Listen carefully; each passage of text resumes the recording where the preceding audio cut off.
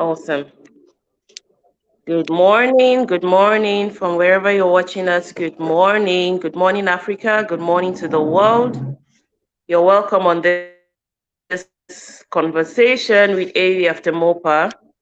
And we are pleased to have you all, and we hope you stay tuned till the end. So just bear with us, a little patience. We are waiting for the other guests to join us as we kickstart the program. So just be there. It's going to be very interesting, and we'll be flow in on all our social media handles, and our able colleague will be there to pick your questions, to pick your suggestions, to pick your remarks, so we can all have a beautiful conversation. So you can find us on Facebook at AU After MOPA. You can find us on Twitter, AU_After MOPA.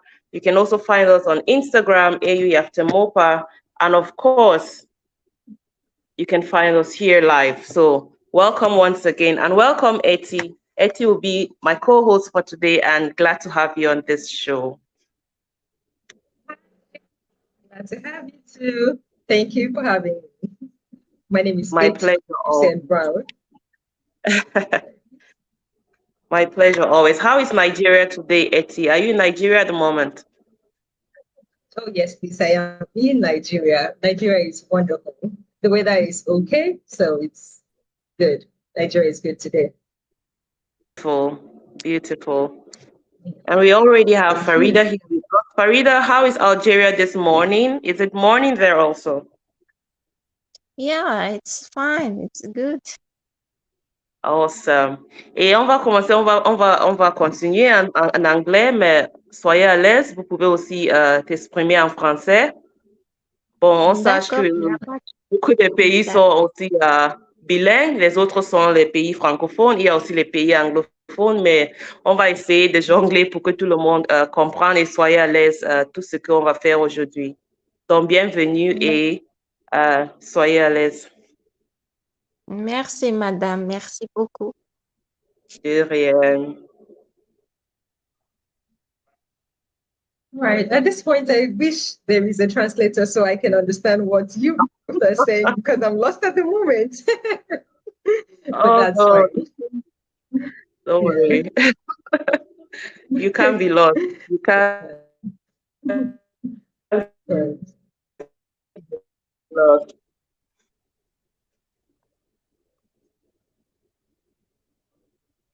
So we are waiting. We don't know how long. We're still waiting for our guest. I guess we're still waiting for our guest to join us before we officially start. Certainly. We hope they'll be joining us soon, though, so we don't have to wait or keep our beautiful audience waiting for too long.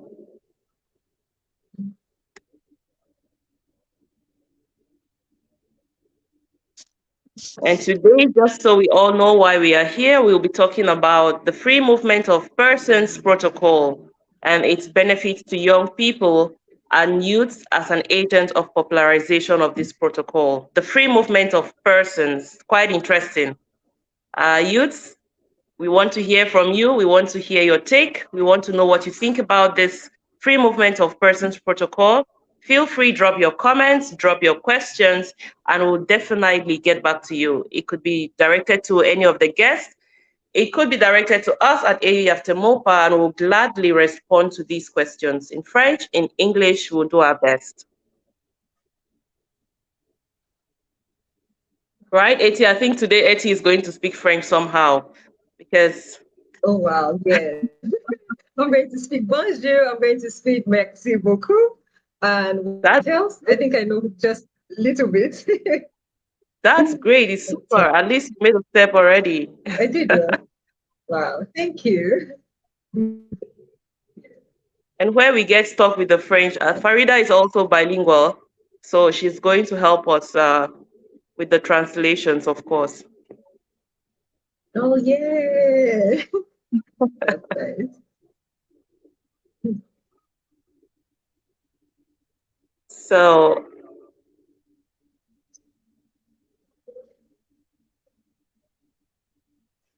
technical department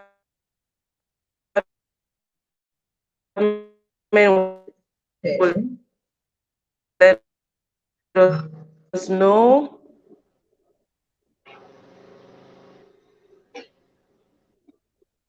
Good morning to all joining us now who are just joining.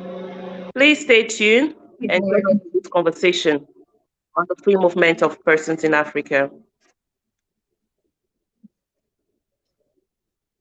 Eti, do you have some insights on this free movement of persons in Africa protocol? Okay, I am going to speak from the aspect of a travel agent because I'm a travel consultant. So everything I will say might be tilted towards that because I actually I've been in the travel industry for a while now, and I've seen what those things the limitations we have as Africans and all of that.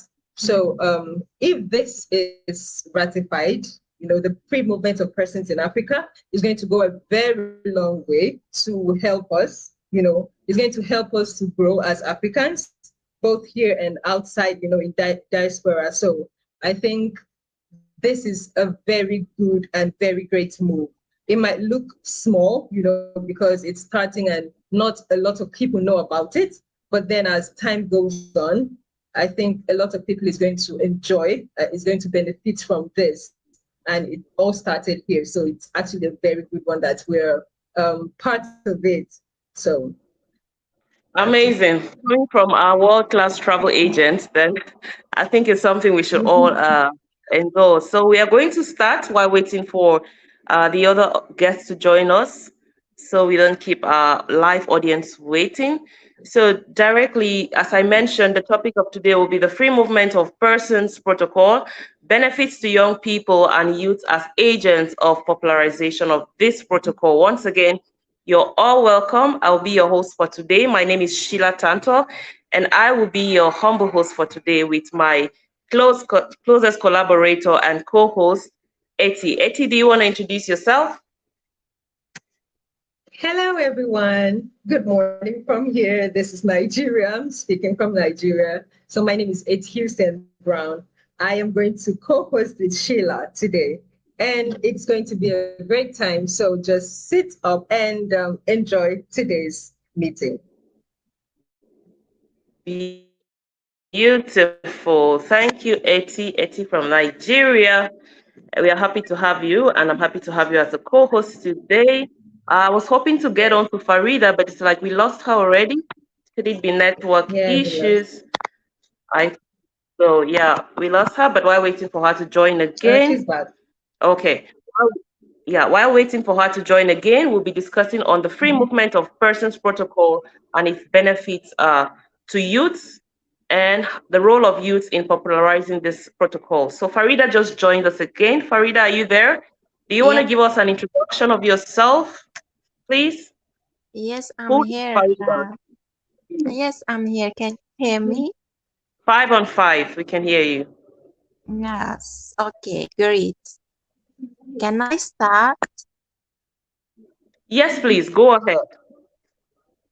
Okay, thank you so much. But before I begin, I want to say that you are the both really adorable with your beautiful smiles, really. Thank you so Uh, much. Thank Thank you. you. are Thank welcome. you.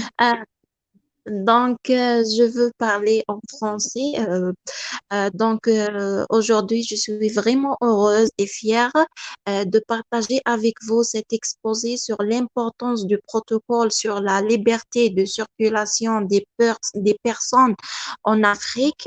Et en tant que jeune fille algérienne, je suis très intéressée à faire passer ce protocole afin que nous puissions en bénéficier, surtout en tant que chercheur universitaire et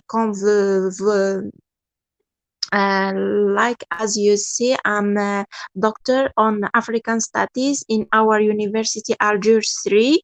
Et surtout, je dis que car il y contribue à nous aider à faciliter nos déplacements entre les bibliothèques des pays africains. So, la discussion ici ne touche pas seulement aux avantages qui reviennent aux jeunes chercheurs dans les universités africaines, mais aussi aux différents segments de la jeunesse, que les frontières sont ouvertes devant nous et que nous pouvons nous déplacer facilement dans différents pays africains au lieu de voyager par exemple sur un avion pour l'Europe et atterrir ensuite dans un des pays africains. C'est quelque chose qui m'a mis en colère. Je parle de moi personnellement, ok? Et je suis bien conscient que sa mise en œuvre comporte de nombreux défis. Par exemple, une fois dans mon université, j'ai parlé dans un colloque des avantages de ce protocole sur la liberté de circulation des personnes en Afrique et à tout le monde m'a attaqué en disant qu'il y aurait une menace pour notre vie et pour notre nation et pour la sécurité. Ouvrons ainsi les frontières, tandis que la liberté de circulation des personnes signifie faciliter le passage des groupes terroristes. Par conséquent, je note que nous, autant que jeunes et jeunes filles qui promouvent ce protocole, devons nous mobiliser pour semer la conscience dans notre jeunesse, d'autant plus que l'Afrique est un continent de jeunes, ou bien de jeunesse, pardon, que ce protocole ne sert plus qu'il ne nous nuira. Il y a beaucoup de jeunes.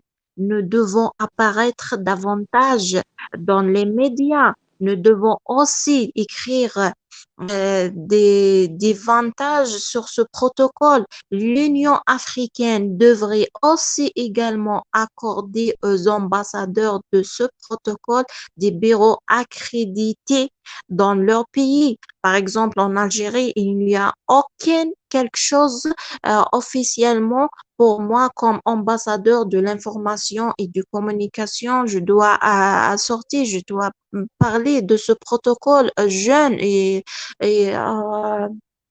à notre université, par exemple.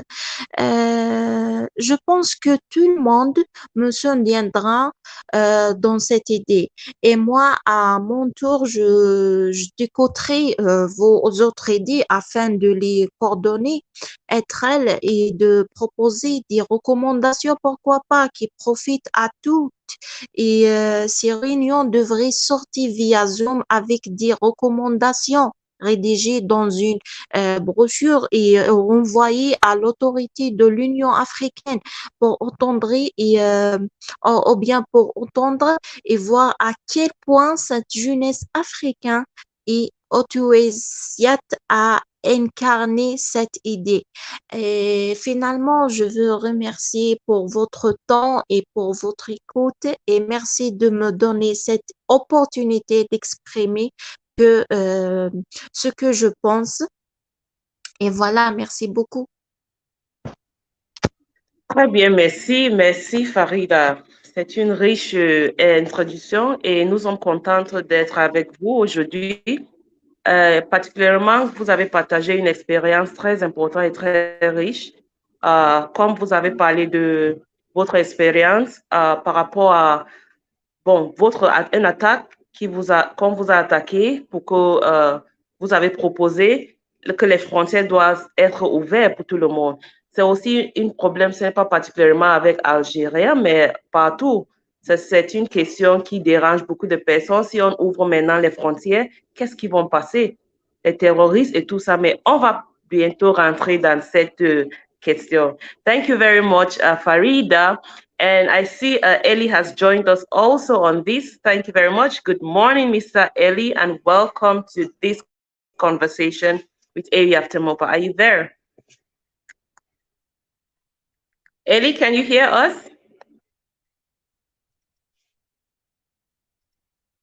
Good morning, Monsieur Ellie.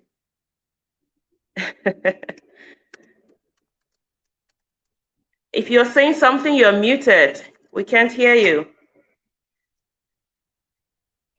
No? Okay, great. So thank you very much, Farida, for that beautiful introduction and your experience so far. I think it's very rich, and I think it's something which many other countries would be facing, especially with the fears of opening borders and the difficulties with terrorists and having other people encroach in. But we are definitely going to share that. If that should be a reason why our borders should still be closed to us Africans, definitely we will digest more of that and learn more from Farida and her experiences and some words she has for the African Union and the world at large. So Etty, over to you. Do you have more questions for Farida? All right, Farida. I'm going to ask you just one question for now while we're still waiting for the other guests to join. What do you think are the Yeah. benefits of the protocol to young people across Africa? Of course, I didn't hear what you said, but then I didn't understand what you said. I heard, but I know it was very rich, and I know it must have been like Sheila said about your experience and all of that. So, what do you think are the benefits of this protocol when ratified? Fully ratified to young people across.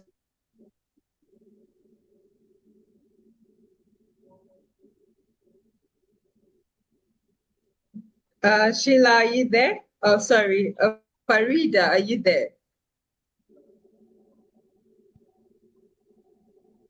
Hi, Farida? Okay, what? Farida. Yes, All right. yes, yes. I think that it is enough that I will move freely to my favorite African countries. That's it.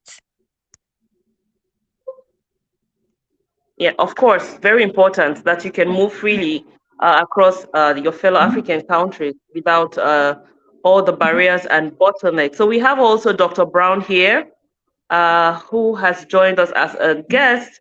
And Dr. Brown, are you there? Can you hear us? Yes, I can hear. Thank you so very much, Sheila. Beautiful. Nice to have you join this conversation. You've been at the helm of Area After Mopa. I think you've been at the birth of Area After Mopa, so you have a lot definitely to share with us on the Free Movement of Persons Protocol. And we are glad to have you on this edition, on this session with us, definitely to learn more from you, to also share with you the experiences of Farida, which has been very rich to learn. So, can you introduce yourself to the audience, Dr. Brown, and a few words on the Free Movement of Persons Protocol? Over to you. Great. Thank you so very much, Farida. Oh, sorry, Sheila. I don't know why the name just keeps switching. I think, but it's good. So right, probably Sheila means Farida in Arabic. I, I want to believe, but all the same, I want to say thank you so very much for the opportunity to be here. Yeah, I know I wasn't supposed to, but I thought it was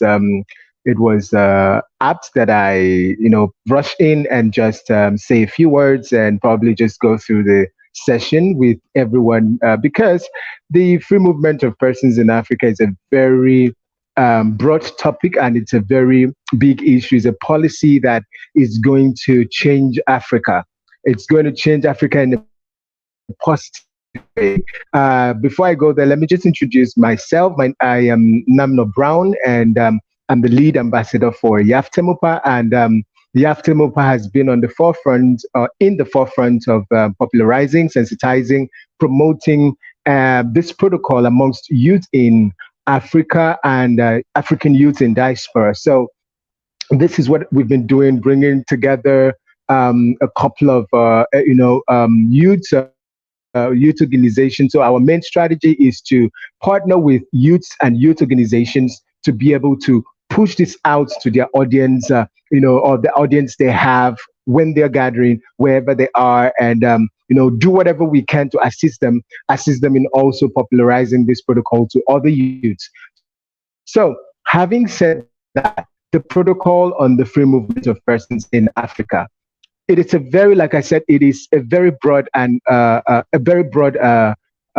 topic that is going to, or the policy of the free movement of persons in Africa is going to integrate Africa. It's going to affect Africa in a very positive way. I mean, if you want to look at the area of trade, if you want to look at the area of migration, which it is, that's what it's about. And you want to look at the area of youth livelihood, and you want to look at the area of education, you want to look at the area of tourism. I mean, it just cuts across, it's a cross-cutting issue. And we need to understand that the moment we understand that this issue is a cross-cutting issue, then we would have, we would have taken, maybe I should say, 100 steps, to achieving this. Because so many people still feel that the free movement of persons in Africa protocol is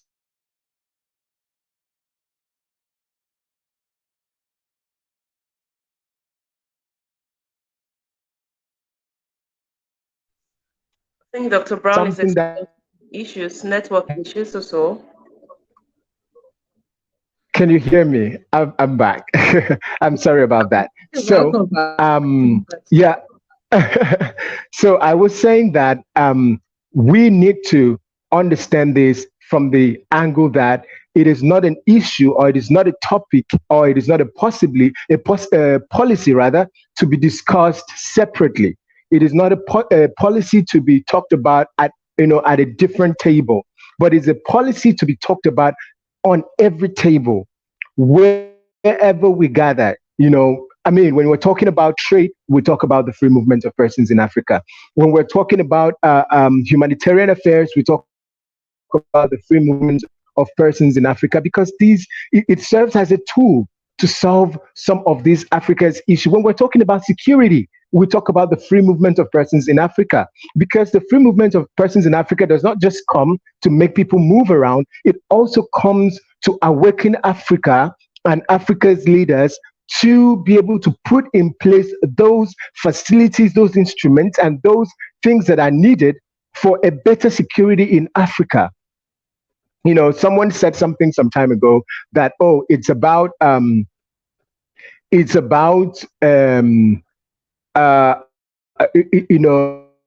about, oh, free movement of persons and is that ratified is going to cause more harm in terms of people moving into countries without checking. And I was baffled, because the person is supposed to know that when the free movement of persons in Africa is ratified, it would definitely cause better security apparatus to be put in place. Because, for example, we're going to have country borders have biometric capturing machines, so that we know who is entering into which country at a particular time, and who is going out of which country at a particular time, and all of that. For the fact that we are not asking you for visa, or for the fact that those countries are not asking you for visa, or for the fact that the only thing you need is your identity, which is the passport. And the passport is not just going to be a paper. We're talking about, high technologically based identity cards, or for example, passports. So if we're talking about the African passport, it's so well made or produced and put together, that it's going to be able to capture every single person, when you go to a border, and just like what is going on right now with people having biometric capturings and chips embedded in their passports. That's going to be in the African passport. So when you go there and your passport is checked, definitely we will know that, oh, Sheila had entered into Algeria. And that is data, because we would have had data on Sheila, we would have had data on AT, we would have had data on Farida. Wherever Farida is going to, we will know, or the country will know. So it's as simple as that. So we need to get to the point of understanding that the free movement of persons in Africa is coming in to bring a better Africa, bring a more sophisticated Africa, and it's coming into, cause Africa to be more integrated trade wise, in terms of skills. I mean, there are a lot of things to talk about. There are a lot of benefits. Skills exchange. Are we going to talk about that? It's there. Because if Sheila is good in technology and she's able to move to Nigeria, or she's able to go to Cameroon, or sorry, Sheila is from Cameroon, I'm sure. So she's able to move to, let's say, Togo, or go to South Africa, she will be able to share her skills. Okay, now let's look at the area of remittance. If Sheila is working in South Africa, or if Sheila is working in Egypt, Sheila will be able to send, remittances to her country. And we know that remittances have formed one of the largest part of the African economy, which has caused the African Union to recognize um, diaspora as the sixth region.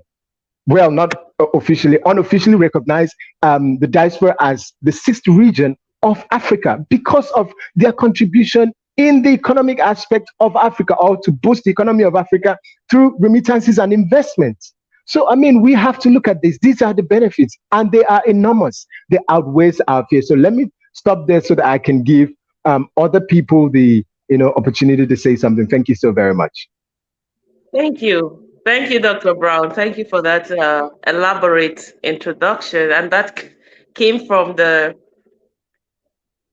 helm, the heart of A after Mopa. That's why you found a lot of passion in discussing these issues. It comes from a place of love, it comes from a place of knowledge, and it comes from a place of wisdom onto what the Free Movement of Persons Protocol will do for us Africans and for Africa in general. Uh, Mr. Eli, are you there? Can you hear us now?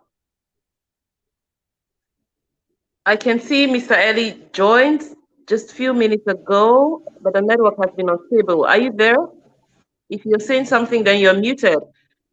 If you're there, please let us know so we can hear from you, know who you are, and get your opinion on this topic.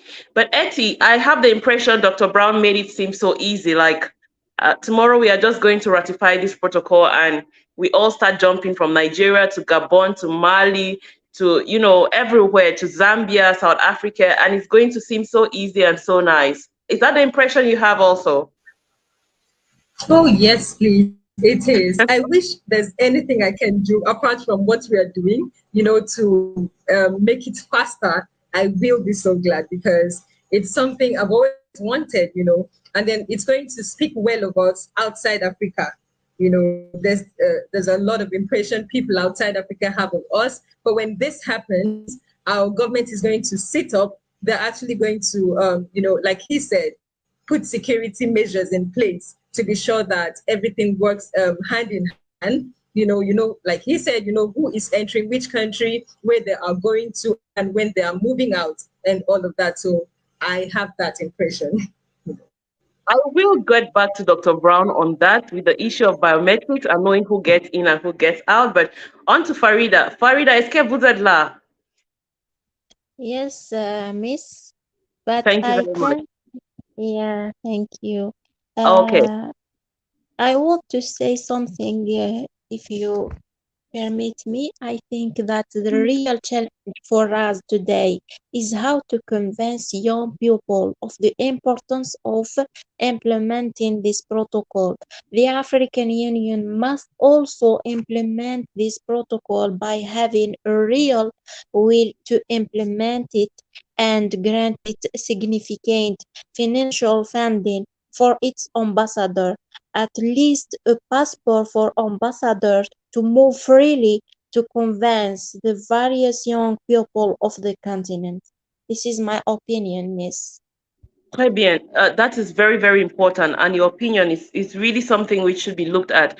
But I wanted to ask you, parce que Dr. Brown a parlé de l'importance des jeunes d'être devant cette protocole, to understand the importance of youth in promoting this protocol.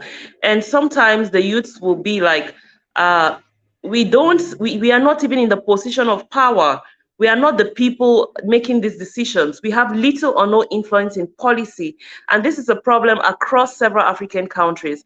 The youths are not in leadership. They are not in the position to make these decisions.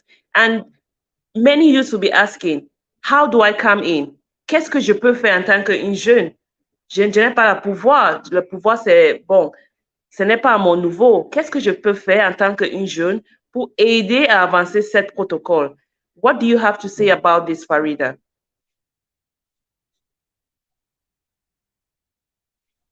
I think that the influence with writing, with publishing in our social media or on media also, and I think the influence is very important to improve this protocol and influence to the leadership to make something or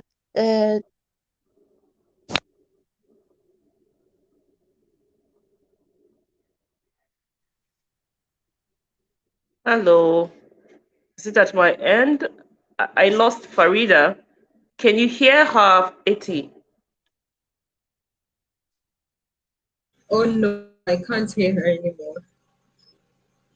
Okay. Okay, while waiting for her to join again. But it's like we lost every other person. But I can see also a It's message. her. We have about 32 signatories, 32 signatures and 4 ratifications. And the And I question is, think it was just as soon as this came up. I think it was why just are these as countries not this came up, we ratifying? lost them. All right, we're there. Oh yeah, I think that message did something to them. Oh yeah, You it know. probably froze Yes. their accounts already. But Farida, are you there? You were saying something. We didn't hear the end of it because you all got frozen somehow.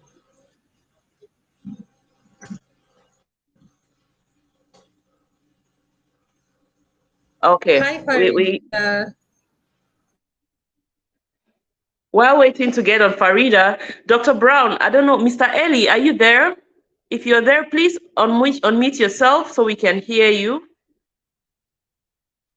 Ellie? No, not yet. So back to Dr. Brown. I'm sure you can hear me.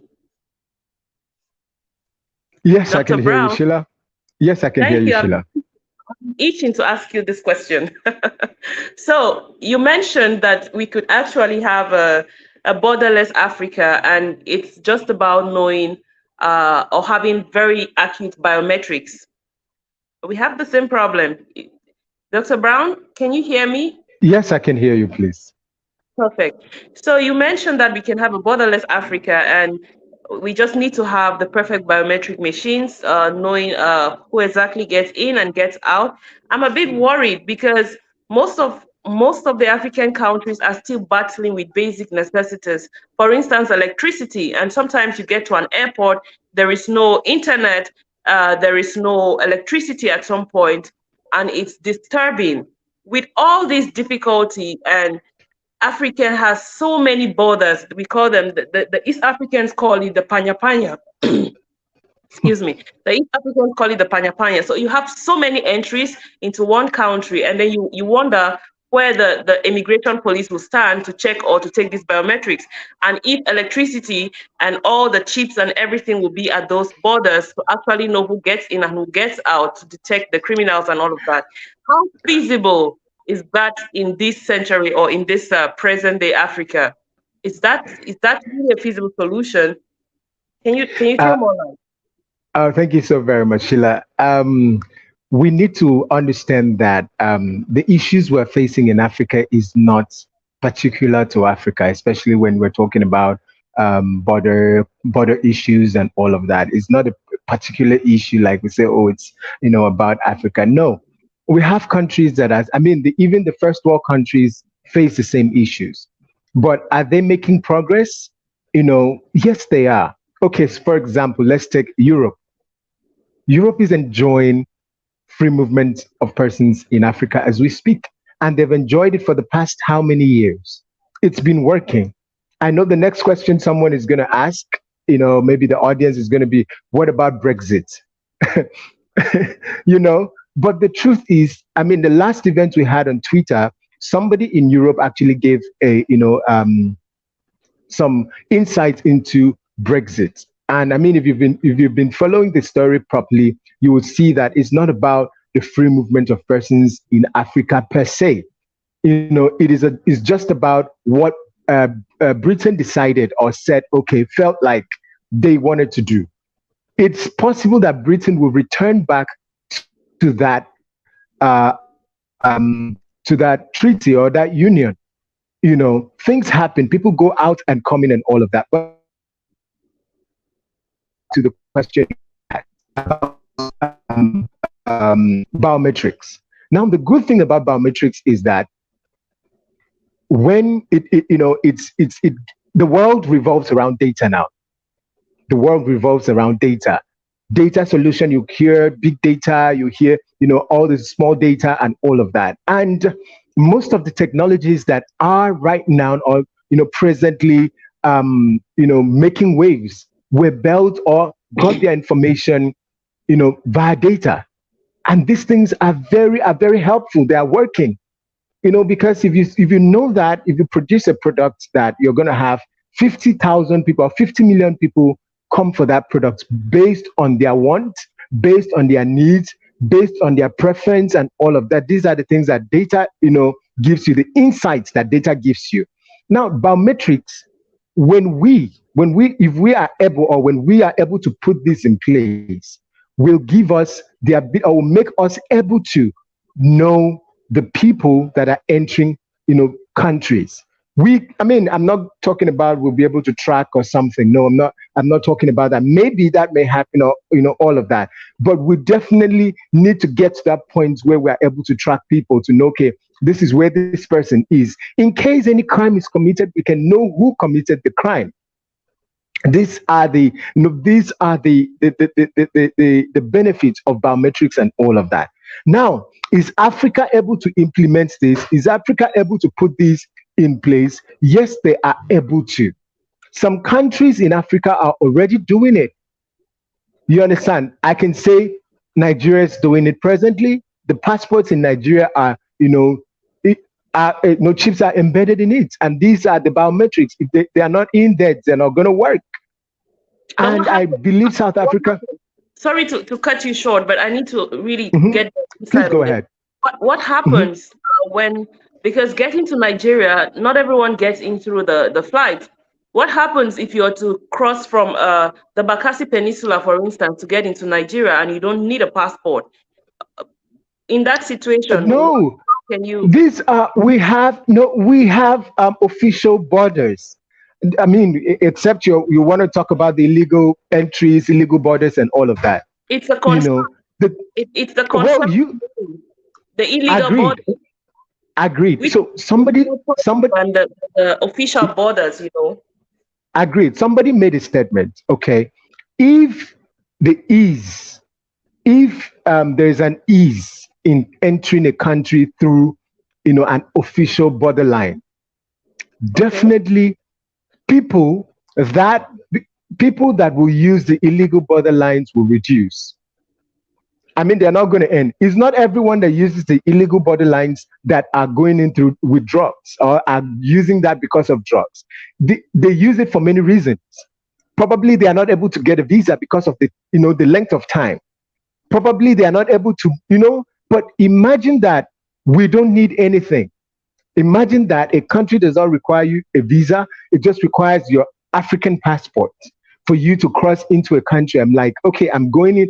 I want to try because we have many. If I don't make it in Egypt, it's possible that I can make it in Nigeria. And these are real life situations that have proven to be real.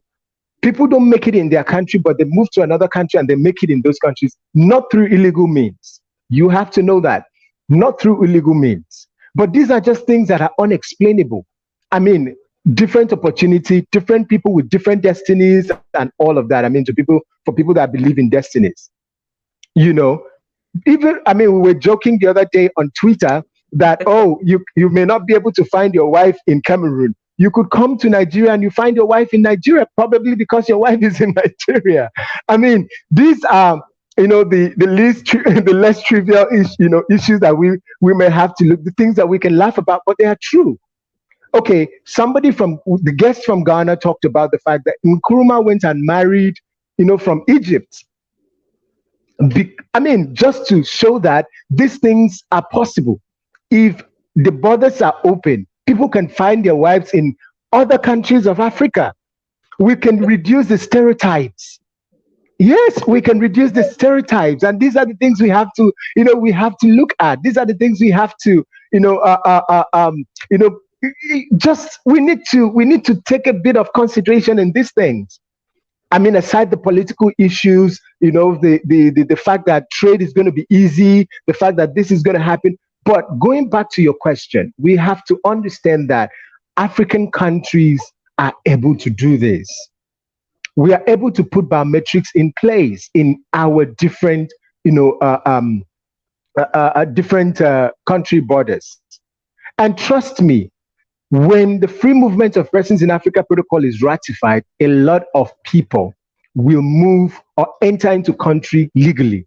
And the illegal means of entering into countries will reduce. And you know what? We will be able to man those illegal means. To network issues. Are you hello? I think I lost you guys instead. Oh, really? Yes. Okay. So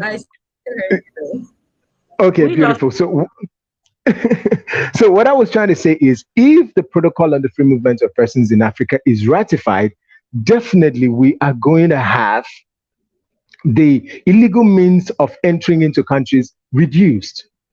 It might not stop, but definitely we will be able to focus on manning those and closing those illegal means, because there will be more utilization of legal means of entering into countries. I mean, for example, the protocol guarantees right of residence, right of entry, and right of establishment, right? So if someone knows that if the protocol, oh, I now have freedom to enter into a country that I like or I love, I think I can, I can be based in, to do business, to, live there and all of that, why would I need to basically go and use the illegal means that doesn't even say my life is saved or guarantee the safety of my life? Because these illegal means don't guarantee the safety of their lives. We can see people dying in the Mediterranean sea rather. We can see bodies being brought out of. I mean, these are things we need to understand. And people will say, oh, a lot of people, they want to go to Europe. No, they don't want to go to Europe. Okay, I mean, everyone needs to know this. Most of the people going to Europe don't want to go to Europe. They are going to Europe because it's easier to go to Europe than go to some African countries that they may likely want to go to. Yes, it is. It is very easy to go to Europe. That's a discussion for another day. That's a discussion for another day. Do you understand? If I want to go there, but I know we will talk about economy. Oh, the economy is better and all of that. We're still having leadership issues in Africa, etc. But we need to understand that we are all the custodian of, the realities we want to see in Africa. We've passed that time of keeping quiet. That's why I love the fact that African Union has opened up so much that youth are being encouraged to speak out. Youth organizations are being, encouraged. So we can say what we think. Our opinions are valid. Things are not just being done in the offices anymore. They go to, what do you call it? Round tables. And youth are being involved in these roundtable talks. before policies are policy roundtables, before they are formulated and all of that. There's been a lot of involvement, engagement of youth and other populations, to be able to put out a particular policy. People-centered policies are being put out. Yes, we will talk about the implementations.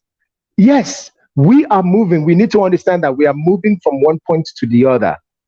Okay, implementations are happening as well, and monitoring and evaluations are happening. Do you understand? So we need to look at these and know that these are the realities of Africa, and we are the ones to bring it to bear.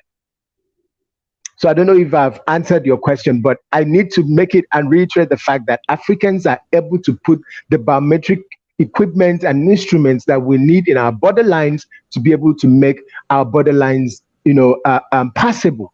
And if the protocol is ratified, illegal entry points into different countries will close up. Because I can tell you that a lot of people, using those borderlines wouldn't on a, you know, a normal situation want to use those unsafe borderlines. Not to even talk of paying the enormous money they pay. So we need to look at that. So thank you so very much. Over to you, Sheila. Okay. Okay, please. Before you take over, Sheila, I just want to be clarified on something. You said that Africans are able to do that, to put these security measures in place and everything. Can you tell me why they do not want to do that? We can have, let's say, constant electricity, the basic facilities we need, we can have them, but then we don't have them. Can you tell us why they do not want to do this? Is there a reason or something? Because I do not see anything wrong in, everybody ratifying this, because it's going to be of help to, everybody. Of course, I know that everything that has an advantage also have a disadvantage. So could you clarify that a little bit? Because I think you spoke on these other parts, but did not go right into the other. And I would love to know why they wouldn't want to do this. Do you understand my question? Well, we cannot say really why they don't want to do it, because we don't know, to that point. We need to understand that, in governance, there are a lot of things involved. In governance, there are a lot of things involved. There are interests, different types of interests. It could be statewide interest, country-wide interest, personal interest, all of that.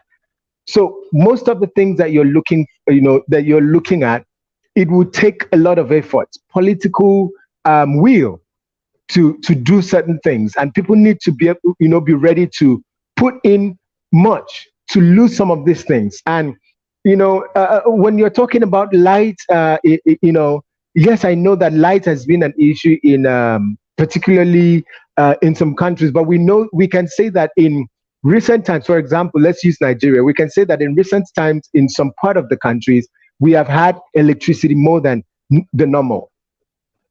So it means that these things are happening. There's a lot of efforts put in place to make this happen. I wouldn't want to go into that because I'm not in government, so I wouldn't be able to say that. But yes, they are able to do this, but vested interest in these things can also be an issue. Political willpower can also be an issue, and a lot of things are involved. So we need to. I don't think I'm in the capacity to talk about going to this politically on this platform. I mean, maybe on another platform I could go into that, but I wouldn't want to go into that on this platform, because I mean it's there's a lot involved. So thank you so very much. I will pass a little bit on that and then answer other questions. Thank you. So, but you just told us that the AU is opening up to youth to feel free to speak, and we're hoping we'll hear the political side of it. We don't know if the freedom of speech is allowed, but freedom after speech is not guaranteed. Could that be it? Discussion for another day. We are not going to. Thank you. Thank you. On this session. I saw Ellie. I saw his video was on. Ellie, are you there? I think he has just gone out again. I guess he'll. Oh, he's here. He's back. Okay, if he's there, then he can unmute and talk to us. We've been dying to talk to you, Ellie, but you keep dashing in and out. Are you there?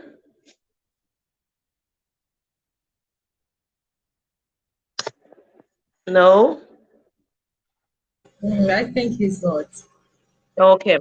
But I'm a bit worried because I see the protocol, we already have 32 signatories and 4 ratifications. Dr. Brown, how many signatories do we need to this protocol and how many ratifications for it to go into effect? Awesome. So we already have 32 signatories. I mean, we still need more signatories. I mean, especially, excuse me, please, let me just have water, please. Please tell me Cameroon has ratified.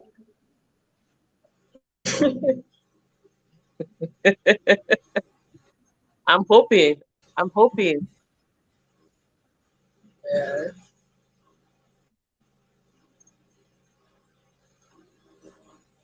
I'm really hoping Cameroon has ratified. So, Can you hear me now?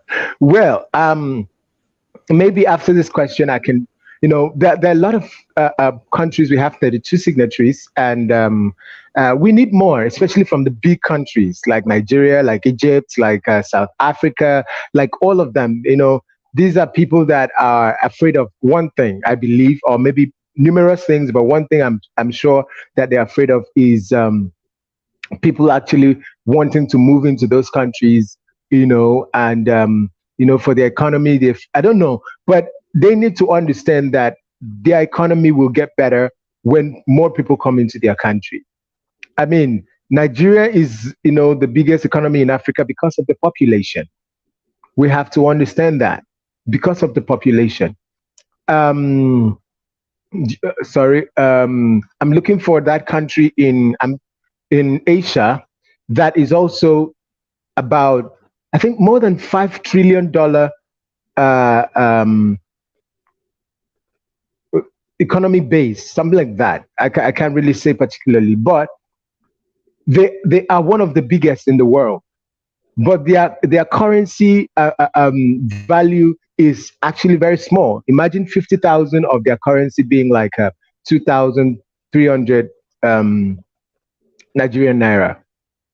But they are one of the biggest economies in the world, if not amongst the five.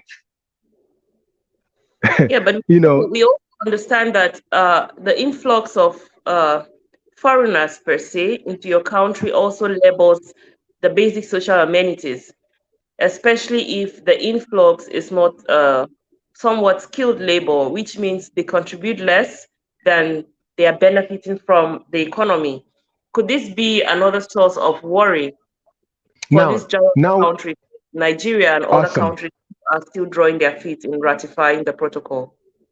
awesome. We need to understand that the protocol also has an implementation plan.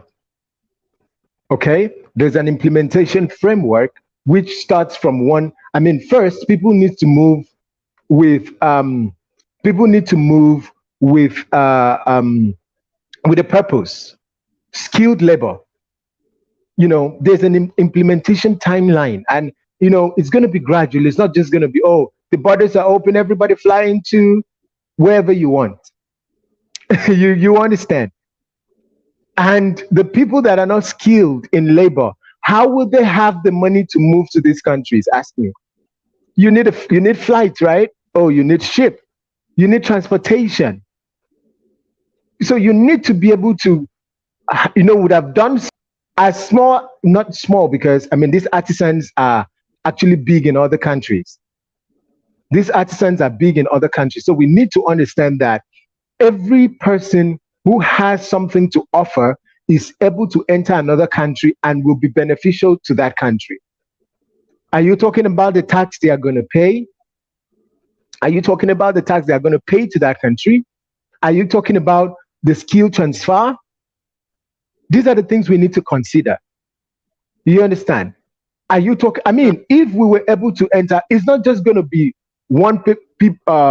just one country moving. There's going to be exchange of migrants, so people are going to move from Nigeria to Egypt, Egypt to Nigeria to South Africa. So it's just going to be an interchange of migrants.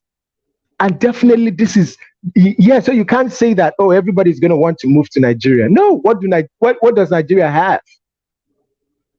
It's not possible. Nigerians are also going to want to move to, after all, presently, these people are already present in other countries. There are Everywhere. Cameroons in other countries. There are Nigerians Everywhere. in other countries, everywhere. So there are South Africans in other countries. So it's already happening. And mind you, um, there are also free movement in regional economic communities. They already have free movements like in Western Africa, Eastern Africa, and all of that. We do have. So what are we afraid of? Okay, so we go to the signatories. 32 signatories is what we have, and then 4 ratifications. We basically need 15 ratifications for it to go into force. We already have 4. We're looking for 11 for it to go into force. So what are we saying? We can get these ratifications and let it go into force, and we see, what happens. There are already plans, policies, frameworks put out there to aid this, protocol when it goes into force. So just so we are clear, if we need 11 more ratifications for it to go into force, does this mean if the 15 countries do ratify, countries that have still not ratified are obliged to observe the protocol on the free movement of persons? Is that it? Well, basically, I can't say that categorically because you have to ratify, right? You have to ratify the protocol, and if you don't ratify the protocol, I don't know how it will be, how it will be okay for you to move into another country that has free movement of persons in Africa. I don't know, but I can't say categorically that that's what is going to happen. I wish we had an African Union official here who can basically, help us with that. But maybe in our subsequent, life event, we will have these people from African Union, from IOM, from other organizations who will be able to bring up, up more facts, and answer more, factual questions, with the reality on ground. So I think as of now, we need the 11 more ratifications to add to the 4, so it could be 15, and then the protocol will go into force. And then it will also encourage other countries to send in their ratification, So like you the have a duty, AFCFTA. have a After it duty. went into force, sorry, I didn't get that. Okay. Oh, yeah. So you have a duty, just like Oh, Etsy, to get Nigeria to ratify.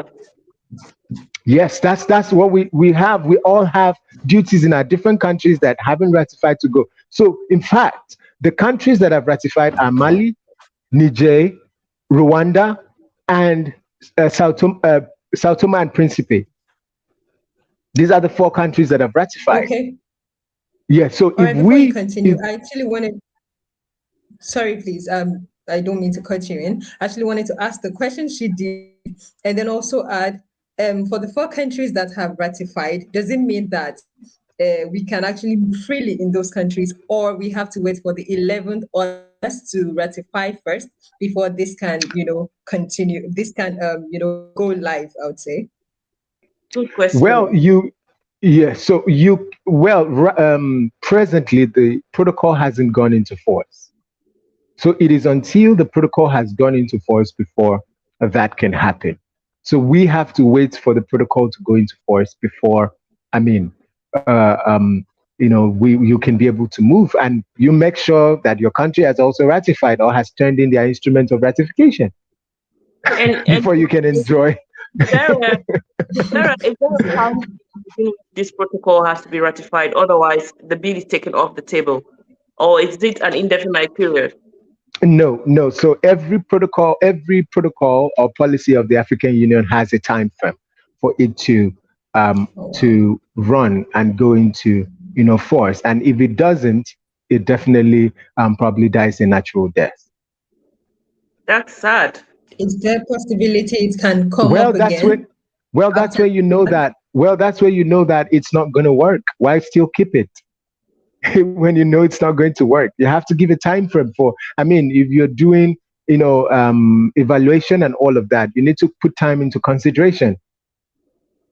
You need to put a lot of things into consideration. So if we're looking at that, we need to look at the fact that this thing is time based, and if it does not go into Okay, do we know? force. Please go ahead. Do we know how long? Do we know how much time has passed already and how much we have left? That could also help us Well, to, should I say, w- estimate. well, I can't say how much time is left, or and all of that. I can't say, but I think we still have a little time. Let's not think we have a lot of time in our hands and all of that, and we say, oh, okay, we can relax, and we don't have enough time. We just need to act now. Countries need to act now. Youth needs to act now. We need to stand up now. We need to say we need this to happen now. You know, it's that's what it has to be. Certainly, it's something very urgent. So we all, I think, all our audience watching us from Twitter or from Instagram, watching this live show on Facebook, you heard that from the heart of area of Temopa. Youth need to act now. We need to act now. You, as an individual, need to act now. So it's high time we use the social media to do this campaign. Join the area of Temopa. Put your voice to this campaign and make sure your country has its signature on that protocol so we can all enjoy a borderless Africa. And I think it only comes with advantages. The disadvantages can always be taken care of. Right, Etty? Oh, yes, please. Yes, it is. And I don't know how this is going to be possible because we need to include this in everything we do, our daily conversation, in order to be able to get more people to know about this. And I am very sure a lot of people don't know about this. And if they do, there are people in strategic places that could actually help this, work or, take it to the government. It's not like the government don't know about it, but then if they see that we have one voice, the government is for the people, is actually what we want, they are there to do what we want. If we have one voice and we all say, okay, the citizens, like the people that you're governing and that you're representing, this is what we want. And if you do this for us, okay, let's promise, of course, you promise that this is not going to happen. The fears you have, you're not going to, see it come to pass. We're going to try as much as possible to be as good as possible to keep this running. So if we all have one voice, I really think this is going to work, you know. Beautiful. It's a one voice campaign. Ellie, we are really dying to talk to you. It seems you're back. If you're there, you can unmute and please talk to us. We are dying to know who Ellie is and a word on the free movement of persons protocol in Africa. Can you? I can see Ellie there. Hello, Monsieur Ellie. I I think think my bro- he's paused I think my brother is having for a lot of network network issue. issues. He's really fighting to be here. He really wants to be, to say something, but I think network is really hitting him hard. One of the things we're talking about, electricity, network, and all of Now, that. So, I was gonna say, don't hit me up with that. of course, Sure, at least we have a lot to talk about from the borderless Africa and free movement of persons. We'll go to borderless relationships. So Brown can marry from Senegal or from wherever the Zambia, and then now we'll get to borderless network issues. Hopefully, Oh, really? I think you've mentioned a country already. Wow. Doctor, Okay, that sounds good. Let's see how that goes. Okay, I yeah, think the Ellie is Senegal is back. not far. doc, doc, doc, Hello, doctor, Ellie. sing the beautiful voice from the beautiful ladies. So you did to me for the network is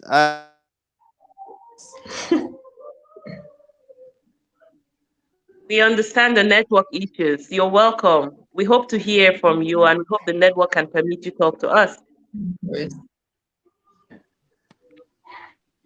you can hear me.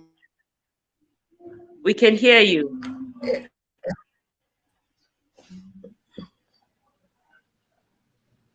Hello, hello. Hello, we Yes, can we hear can you. manage to hear you.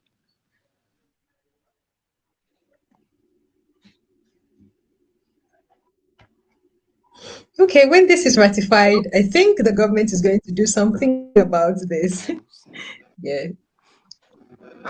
Okay. Ellie's really trying. Ellie's really Yeah. trying. Uh, But I mean, I just want to say that if we can have this conversation, one of the ways we need to, take this conversation, because it's not just about having this conversation on the, at the high level, of government officials and all of that. We need to also popularize this conversation or this protocol to the ordinary people, because this is the only protocol that is going to affect even the ordinary, citizen of Africa. This is the only protocol that's going to affect even the ordinary, a citizen of Africa. For example, being the receiving countries of migrants, or communities of, community to receive migrants, definitely they need to know what is going on, because it will be very difficult to live. For example, what is going on in, South Africa and all of that. They Mm. need to know what is going on, so that when people start, yes, when people start coming into their country, they will be informed that, okay, this is happening, these are our brothers and all of that, for peace, security, and all of that. But on the issue of security, we need to know that there's already, you know a, a round table, or there's already, meetings, or should I put how do I put it, there are already talks on security issues post ratification of the protocol, and it's going into force. You know, all the countries of Africa have come together, including security apparatus outside this continent, be it security conglomerates and all of that, to be able to see how, better security can be put in place for, post ratification, and it's going into force and all of that. So we need to know that security issues are being taken care of. It's not going to be a situation where, oh, this is going to happen, that. We have the fears, is there, but we need to know that even before you had the fears, that it was already taken care of. Beautiful, beautiful. Dr. Brown gives us a lot of hope. Uh, I think listening to you, I feel like tomorrow I can just pick up my bag and dive into the next country. Don't Hopefully, try it. Don't try it at home. I am longing for that Please day, come to Nigeria. really longing for Let it that go day. into force. Yeah, let it go into force, and you can do it. We have the I work, wish, and make sure it goes into force. I wish, because we have, we really have a pertinent problem across Africa, and it's sad that flying from one African country to another will cost you more than flying from Africa to Europe or to the US and all of that. And this is really, really pathetic. It is pathetic that within the continent, we have to spend so much, even the visa application fees. I mean, you pay more to Of get to course. Uganda, for instance, to go to from Cameroon to Uganda, you have to pay more in terms of visa fee than moving, from Cameroon or probably another African country to Europe. The visa fee is not the same. So you start asking yourself, what are the reasons for all these discrepancies? And what are the reasons for such huge costs within the continent? And that makes us, if we are unable to stand as one as a continent, then it becomes difficult, because Africa also is made up of these communal states who are very, very little in their own ways, in terms of the economy and in terms of every other aspect. So we need that unanimous force to fight or to be able to trade even outside.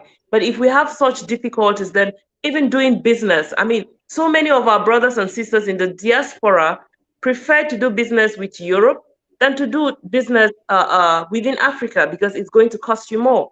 And this is a problem. So, Dr. Brown, I want to know, what do you think about the diaspora and its role in pushing forth this protocol? Do you think that the diaspora have any role? Thank you so very much. Yes, every group has, a role to play. The diaspora has very big role to play in the ratification.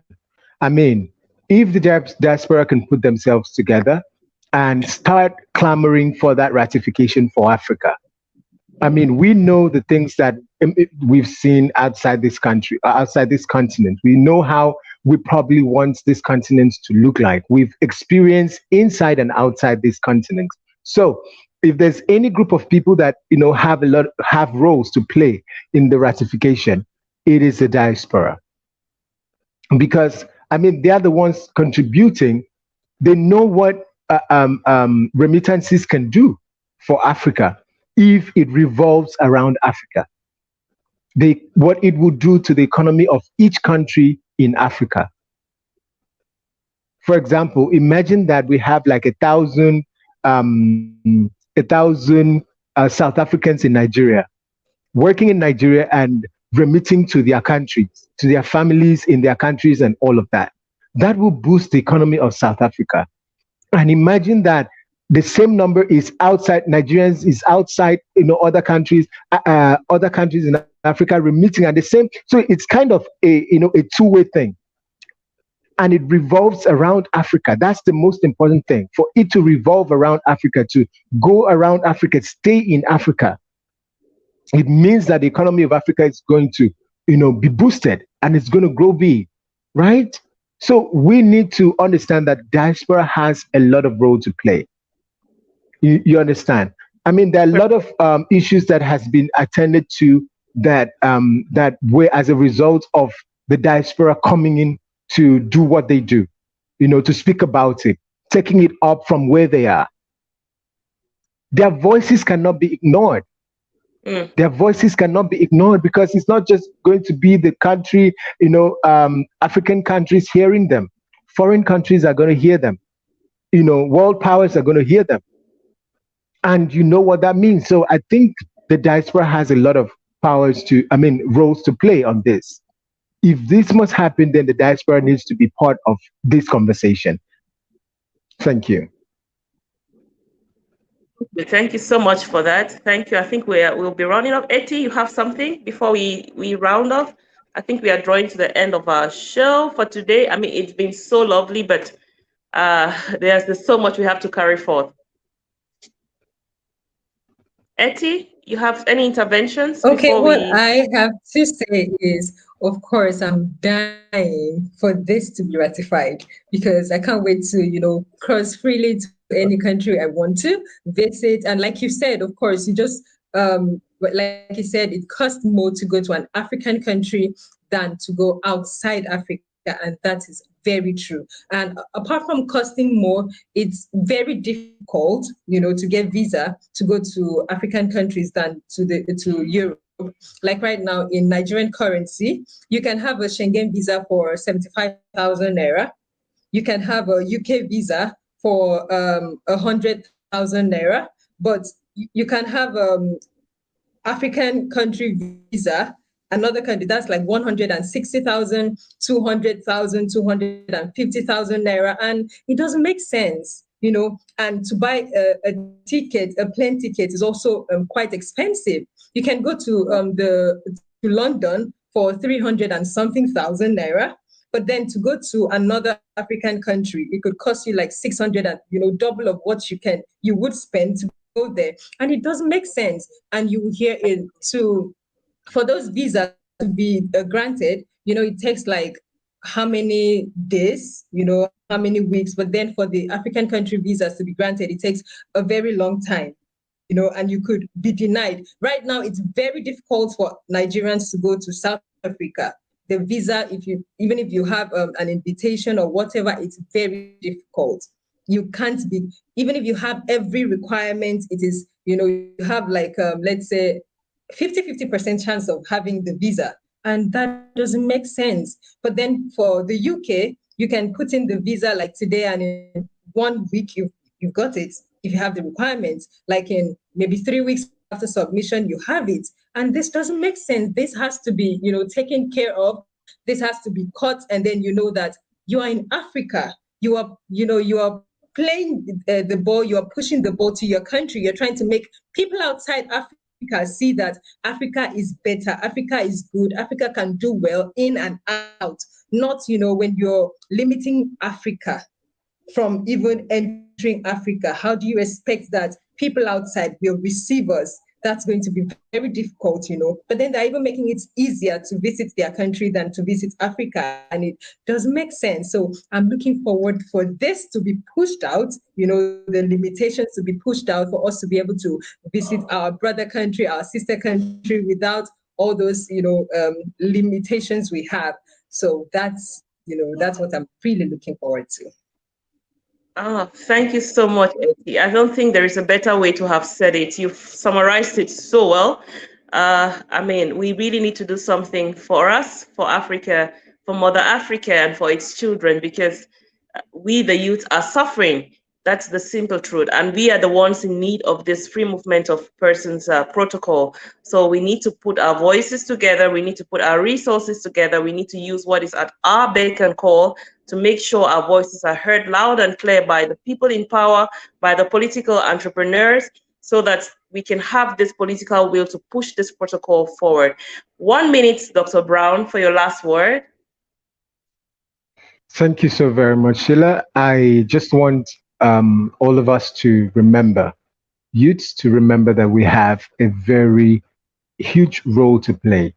The benefits to youth are very enormous. So when you look at migration, the vulnerable population, in climate change and every other disaster influenced causes and all of that, we will see that it is the youths. Youths are one of the vulnerable population, because when that happens, when there's a move in terms of climate change disaster or something, the youth lose their education, right? They lose their livelihood. And you probably, if you want to even look at life expectancy, youth are still, the ones that have more time to live. And when you lose your livelihood and you are damaged mentally, psychologically, and all of that, it's difficult for you to be able to move forward. So we have a very, huge part to play in terms of this, so that when things like that happens, we will be able to have an identity in any country we move into, in terms of immigrants or refugees and all of that. Like I said earlier, it's a cross-cutting issue. Free movement of persons in Africa is a cross-cutting issue, and it's definitely, affecting everyone or every aspect. So please, youths, we need to stand up. We need to, take up this mandate. We need to be the ones to call for this to happen. Your country needs to hear that you as a youth want this to be ratified. They need to start sending in their instrument of ratification. And trust me, if we can all come together in a one big voice campaign to, call for this ratification, it will definitely, cause the people to, cause the government to sit up and look at these documents again and say, okay, let's put this out and let's see how it works. So please, youths, we have a lot to play. And as you had mentioned, Sheila, the diaspora has a lot of roles to play too. So please, the diaspora, we need you in this fight. We need you in this campaign. We need you in this popularization and all of that. I think I've taken more than 1 minute, but I'm sorry about that. And I just want to say, please, That's let's fine. do this together. We need to do this together. Thank you so very much, guys, for having me here. Thank you, Sheila. Thank you, Eti, for giving me the opportunity. I hope that the next episode is going to be amazing. Thank you. Thank you so much, Dr. Thank Brown. you. From Dr. Brown, we heard him. The youths, you have to pick up the mantle. We have a lot to do. We have a lot to join this One Big Voice campaign. We want to thank you all, our guests. Thank you, Farida. I don't know if you're still watching us from another angle, but it was nice having you and getting the experience from Algeria. Thank you to Mr. Ellie, who tried to join, but I think the network issues was still a problem. Thank you, Dr. Brown. And to my beautiful co-host, Etty, it's been nice having you on this platform. And to all our audience watching, we love you and we hope you will join us on the next episode with AU After Mobile. It's a bye from my end, and we say we love you and keep the energy, the vibe going. And we hope that together we can achieve this uh, great thing for Africans so that tomorrow we can all have a smile and, pick a wife, pick a husband, and why not walk across the borders? We used to back in the days before the bottom lines were drawn. So bye, AT, and bye, Dr. Brown. Bye to Thank you our so lovely very much. audience. Bye, Sheila. Thank Bye, you. Dr. Thank you, and bye Brown. bye. Thank you. Bye All bye, right, everyone. bye. Bye.